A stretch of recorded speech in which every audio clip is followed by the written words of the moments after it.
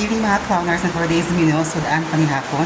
So, na-prepare na ko mga clowners o manok. So, maawanon ka mga clowners. So, para siya nga manok mga clowners na siya pizzo and wings. And of course, I have here my ricados. I have here sibuyas dabunan, ahos or bawang in Tagalog, bombay. Of course, parang wala yan lang si mga clowners. Ako siya matangan o luya. And of course, ang one of the pinaka-important na ingredients, which is the horseradish or malunggay. So, may kang-host yung sinikon ay yung mga clowners, mga clowners. So, magluto sa tao, sudaan kami hapon. So, on-uwan naman ang kagadiwan mga clowners. On-uwan mo siya mga clowners, marikon. So, dami siya lang kasi pintuan mga clowners.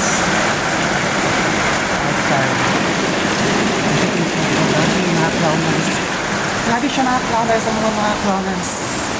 Bangon Cebu. Mga clowners, wala may request si katalalit mga clowners si clown here. So, wala siya porta. So, I pray for sa Northern Cebu mga clowners. For today's video mga clowners, so, dito sa clown air o tinulang manok in Tagalog. Mga clowners, so mami siya. And of course, magluto ka ng mga clowners dara siya. Ako asing niluto sa kanagayang rice cooker. So for today's video mga clowners, pasyo pa si clown air mga clowners. And of course, ako siyang balik ko mga clowners. Mami siya mga sangkap. Mami siya ang manok with pizzo and wings. Dara mga ricados, sibuyas dahunan, bawang,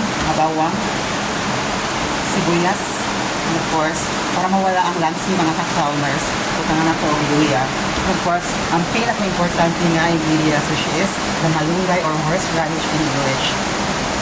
Bakit ba sa yung scientific name ay kulata? Of course, nakagamay na sili.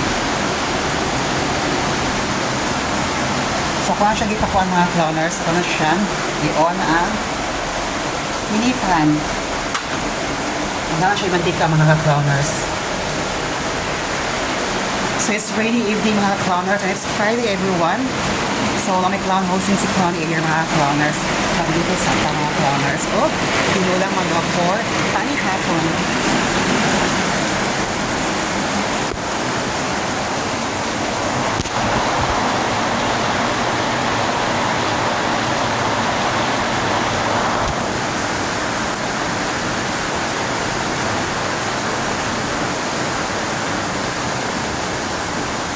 Thank you so much for watching mga clowners and see you in the next short vlog or cooking show with Clown Air. Thank you and thank you this Friday.